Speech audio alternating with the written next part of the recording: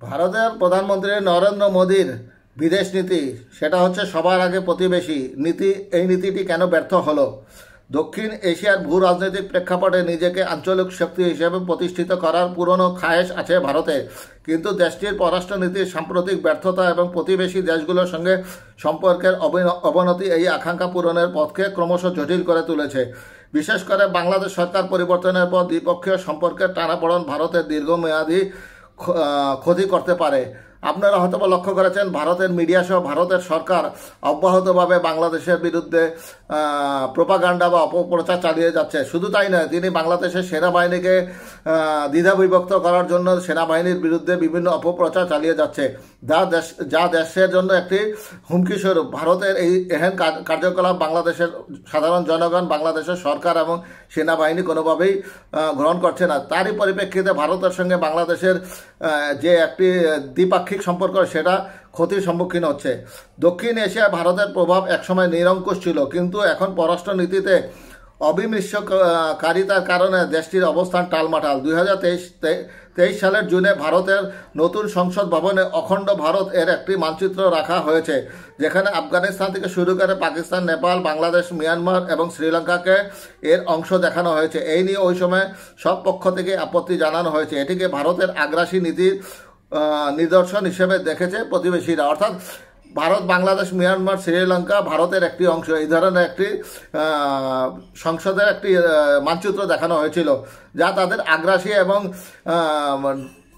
দূরভিসন্ধিমূলক আচরণের একটি বহিঃপ্রকাশ মনে করছে বিশ্লেষকরা ভারতের পররাষ্ট্রনীতিকে জবরদস্তিমূলক কূটনীতি বলে আখ্যা দিয়েছেন। ভারত প্রতিবেশী দেশগুলোতে সবার আগে প্রতিবেশী নীতি গ্রহণ করলে দেশটি আদতে এই জবরদস্তিমূলক কূটনৈতিক কৌশলই গ্রহণ করেছে, যা শেষ পর্যন্ত নেপাল, মালদ্বীপ, শ্রীলঙ্কা এমনকি বাংলাদেশের মতো একসময়ের ঘনিষ্ঠ মিত্রের সঙ্গেও দূরত্ব তৈরি করেছে।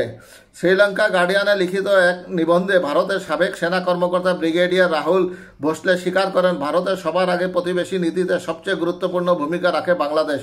তবে বাংলাদেশ ছাড়াও দক্ষিণ এশিয়ার অন্য দেশগুলোই প্রধান বাণিজ্যিক অংশীদার হওয়ায় এটি ভারতের বৈদেশিক বাণিজ্য, রাজনৈতিক প্রভাব ও নিরাপত্তা কৌশলের জন্য বড় চ্যালেঞ্জ তৈরি করেছে। ভারতের নেইবার ফার্স্ট বা সবার আগে প্রতিবেশী নীতির মূল উদ্দেশ্য ছিল প্রতিবেশী রাষ্ট্রগুলোর সঙ্গে এমন একটি সম্পর্ক তৈরি করা যেখানে ভারতকে কেন্দ্র হিসেবে ধরা হবে, কিন্তু বাস্তবে এই নীতির অধীনে ভারত তার নিজস্ব স্বার্থকে অগ্রাধিকার দিয়ে পারস্পরিক সম্মান ও সহযোগিতার স্থান সংকুচিত করেছে। এই ক্ষেত্রে বাংলাদেশকে একটি উপযুক্ত উদাহরণ হিসেবে নেওয়া যেতে পারে। বাংলাদেশ দীর্ঘদিন ধরে ভারতের অন্যতম প্রধান বাজার হিসেবে কাজ করছে, বিশেষ করে ভোগ্যপণ্য, ঔষধ, কৃষিজ পণ্য এবং প্রযুক্তি বাজারের ক্ষেত্রে বাংলাদেশে ভারত একচেটিয়া আধিপত্য বজায় রেখেছিল, কিন্তু সাম্প্রতিক সরকার পরিবর্তনের সঙ্গে সঙ্গে এই বাণিজ্য সম্পর্ক দুর্বল হতে শুরু করেছে।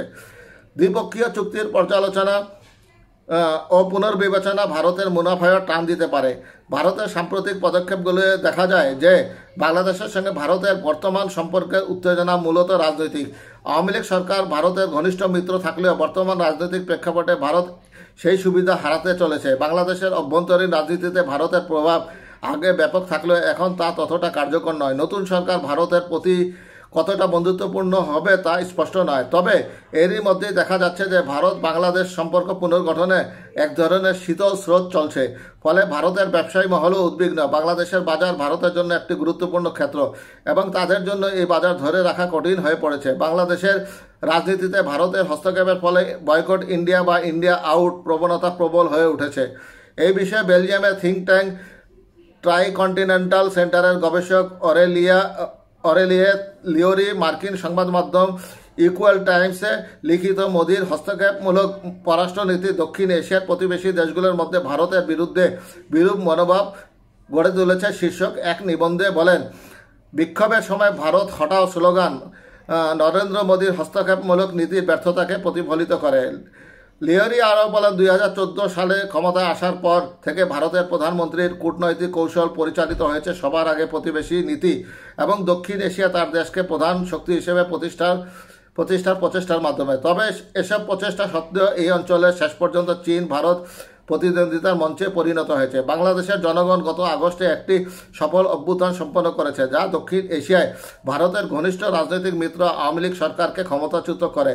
এখন সাধারণ জনগণ এমন কোনো রাষ্ট্রকে মেনে নেবে না যে আওয়ামী লীগকে সমর্থন করে। আওয়ামী লীগকে সমর্থন করে এবং বর্তমান সরকারের সমালোচনা করে ভারত বাংলাদেশের সাধারণ নাগরিকদের অনুভূতির সঙ্গে জুয়া খেলছে, যা ভারতের জন্য ভালো ফল বয়ে আনবে না।